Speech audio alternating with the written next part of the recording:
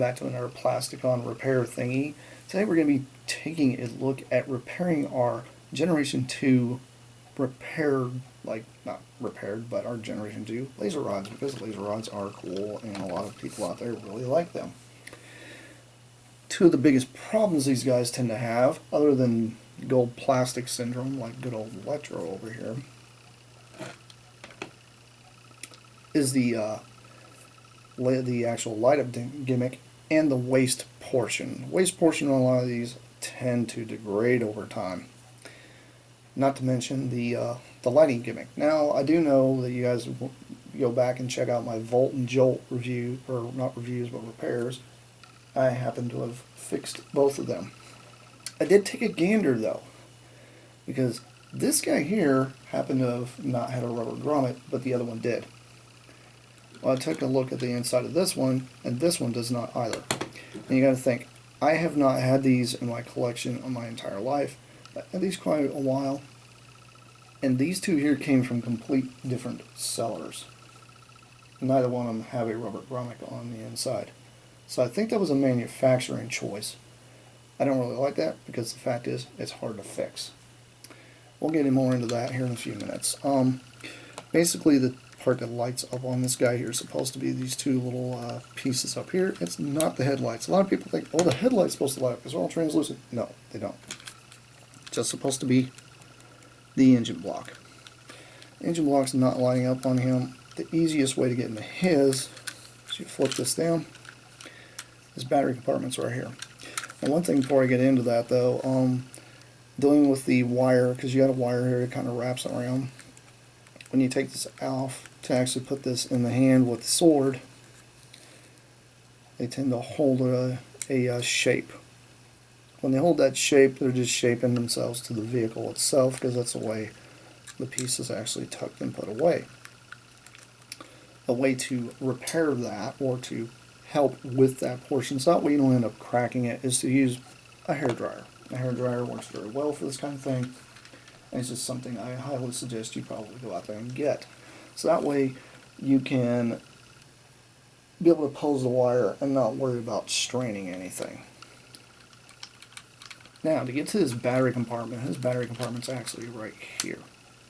You just flip open the entire front of it, and it's bam, there. See, battery compartment. Simple to get to. But anyway, we'll just take a screwdriver here, and I did go over the tools. Let's go further into the tools section right now. The tools needed for this job will include precision screwdrivers with flat heads and also Phillips heads. O-rings I've ordered from the internet. Rubbing alcohol and Q-tips. Needle nose, pliers, and snips. And a nice cold Coca-Cola. Okay, we're good. We're good. Got your tools. Got your rings. Gotta have your Coca-Cola. Better have that Coca-Cola. Anyway, if you don't like Coke, I don't care. I like Coke. Anyway, we're gonna take a screwdriver here, precision screwdriver. Preferably got my trusty one here. It's got the larger handle, and we're going to remove that screw that's right there. Now this in here, you can tell it's kind of knackered a little bit, and that does happen over time. But with a little bit of pressure, and should kind of come unscrewed. And it's funny because I did the last one. The last one, it was working, then it quit working. And that's the thing with these guys. These guys are very temperamental. I will normally just kind of stick my fingernails in this guy here and flip it open. You can tell I got some corrosion going on here. Just take a, I'm just going to take a Q-tip and just rub it. I've got several Q-tips over here, so. And you're just going to primarily just try to get some of that gunk off, if you can. Now the biggest thing here is make sure if you do decide to do this, that you pay attention to when you take out the batteries. One's positive, one's negative. It will actually tell you on the door which one's positive and which one's negative. Positive is the flat portion up. Negative is the bumpy part. I like to call this the bumpy part. But one thing you can do here is just clean it off real good with just a Q-tip. And then sometimes you have to kind of thump them or whatever to try to get the other one out. These things are tricky to get out, I'm telling you. Like, I don't know about you guys, but watch batteries are sometimes the bane of most people's existence. Especially those toy collectors. Real pain in the butt getting these out sometimes. But just take this and rub real good on there just to get all that corrosion off these. And it's like I said, I mean, they're not going to be perfect. Sometimes the batteries themselves could be dead. That could be part of the problem. And just sometimes the corrosion's built up so bad that it just doesn't want to work. And then what I'll do is I'll take a little bit of alcohol here. And I will tip a Q-tip into the alcohol. And then I will go around and around and around and around with just get all the excess garbage off of it. As I pick up garbage, I don't know how I did that, but you know, that happens. But mainly to get all the stuff off of it, because you don't want a soaking wet Q-tip ever. And then I will go down in here, and you can see I've got some corrosion going on there.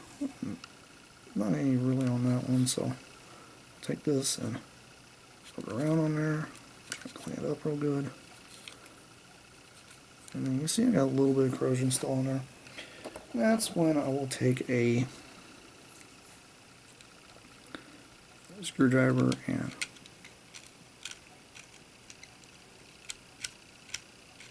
kind of scrape on it a little bit.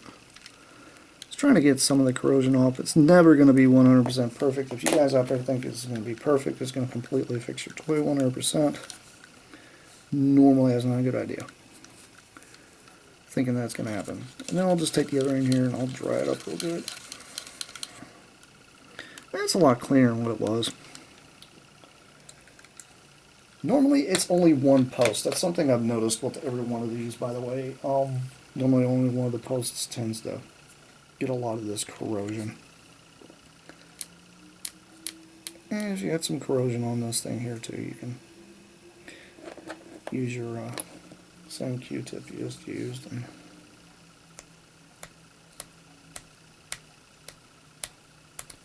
try to clean it off the best you can. One disclaimer though, when you're using some of the alcohol, be careful because sometimes it can take away the paint on your toys. So keep that in mind when you're trying to clean your toys.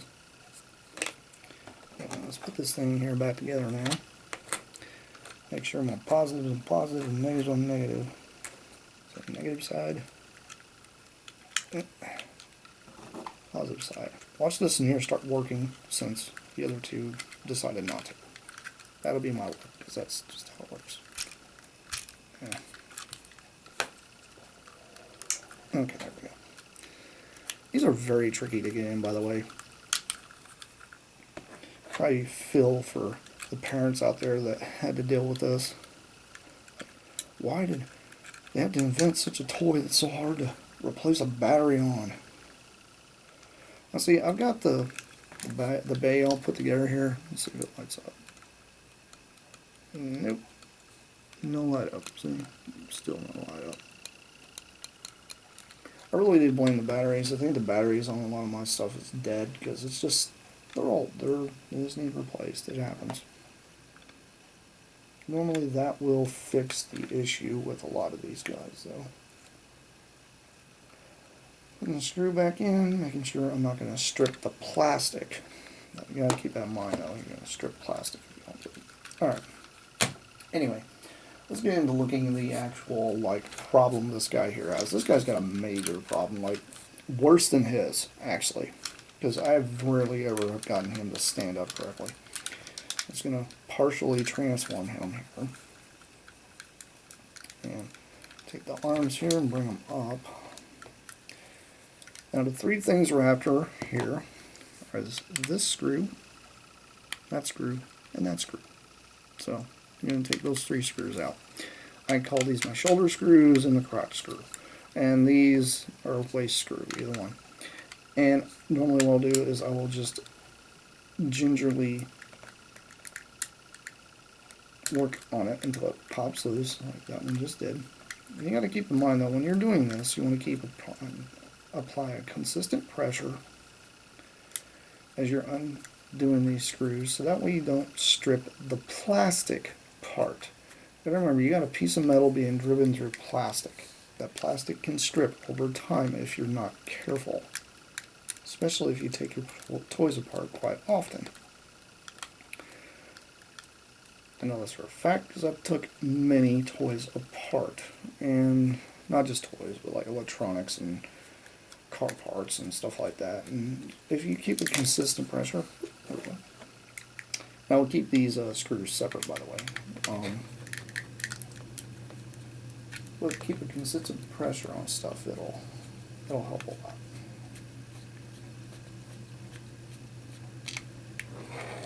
Alright. Now the part here I'm going to do is I'm actually going to separate this portion here. The arms and such stay, but I've lifted up the hood a little bit here so that way I can get it off, and then I'll come right off just like so. If you noticed, his head came off with it. His head is actually kind of wedged in there. I'm going to leave it in there. Now his head's on a mushroom peg, so it can just fit right back in. It goes right in between this little area right here.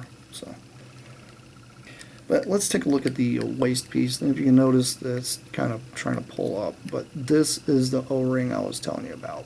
This part right here literally can crack and turn into powder after a while. Basically just lift it off, just like so. And then the whole waist piece here, this right here does not have a rubber grommet, much like the other ones did. The other ones actually had a rubber grommet. This guy here actually had a rubber grommet on it. This one did not. Oops. Because I'm trying to look at the camera and not look at what I was doing. Yeah. Stand up. Okay. He's good. Alright. Anyway, I'm going to take this and I will literally just kind of pull this plastic piece completely off. And as I do that, you got your rubber piece here. And if you can notice, you can look in here and see how much is going on. You literally just have this one little rubber piece here, and you take this piece here off, just push it down off the hook. And you can tell this thing is knackered. It is really, really, really bad. So bad it's actually got indentions on the sides. And these things, and surprisingly, every one of them I pulled off. I haven't found one that's like literally snapped in half yet. Anyway, we're going to go over here and grab some of the little O-rings I got. And I got these O-rings off of eBay. There's several sellers out there that actually sell these things. They're not hard to get hold of. Literally look for G.I. Joe O-rings and you will end up finding one of these. Anyway, if you guys are looking at this thing here, it is purposely bent like that. Do not try bending this piece back. This is a piece of metal. It will snap. When it snaps, it's done. You might as well source you a new robot at that point because it's going to be very hard to replace this part. Anyway, I'm going to take this and I'm going to push it down like so. It goes right over that hook, really easy. And then I'm going to take the waist piece and then I don't remember which direction was this. I believe it was like that. And then push this rubber piece here right back through the hole. As you're doing this, keep like a consistent pressure. This is where patience comes in. Keep a constant pressure on that hook so that way it goes through, just like that. And there you go. Now you've got a waist put back on there. Yay. Actually, I think I got this thing backward. Pretty sure I got that part backward. So, pop it back off just a little bit. if you do that, simple to do. You literally can twist it. I'm going to try to twist it without the rubber band twisting if you can get away with it. If not, just take it completely off, which I think I might have to do. Or will I?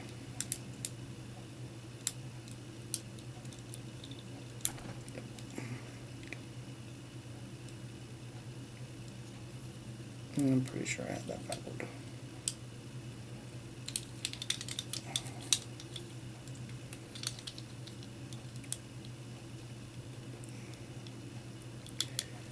Tricky, tricky, tricky. Very tricky. Nope. See? Rubber band came right off. You gotta watch out for that. Going through all this and I'm probably putting it on backward. That's what happens sometimes. Okay, there we go. Got it. See? If you notice, it's still kind of floppy. When you put the tension on this right here and hold it by the waist, it actually will increase the tension on the legs, and the legs will not be as floppy. That's part of the trick to the rubber band. Now, something I noticed on the last one actually didn't have a rubber grommet in between. Well, that is actually posing a problem because it doesn't give you enough tension to hold the piece together. So what I'm going to do, I take the old grommet that I've got, and I will actually push the old grommet back through, and then I'll set it down in this recess. This is a whole recessed area here, and it'll work pretty good because the plastic part will actually push against it and then keep it all like nice and tight. It's kind of giving him a belt. Anyway, I'm going to put this part here right back over. When I do this, if you notice, this piece here, you gotta try to keep these two little pieces of rubber band here. It's got to stay within the actual green plastic piece here, just like so. You want to try to keep it in between there, because then whenever you start putting this back together, you won't pinch the rubber band between it. And I'm just holding it just like this. The other part here is you got to take this part here and shove this down in, and then put that all back together. When you do this, make sure everything goes flush. Mine actually popped together fairly easy, just like that. If you're already noticing, his legs are already holding a lot tighter. I have not even put one screw in there yet, and he's already holding together much better than he did before. Alright, I'm going to put this waist screw back in. So like I said, I mean, this is a fix to fix these guys. A lot of people out there think, oh well, you know, it might be a smaller rubber band would probably pull more tension, but the thing is, you have to have some tension in there, but you also have to have some play in there. If you don't have too much play, then you can't actually do anything with the toy. You'll probably make it so its waist will actually be so tight that you can't move it. You don't want that, because then you've got other issues happening, because you could possibly break like a connection part or something like that when you're trying to transform him. By the way, when I'm putting these screws in, I'm not pushing extremely hard. I'm putting like very ginger pressure on it, just to make sure it doesn't overstrain. And that's something I've noticed with these two here. The waist issue seems to be a big thing with these guys. Okay. I'm going to put him back in his little robot mode. Now I'm going to flip his little feet out. He's got to have his feet.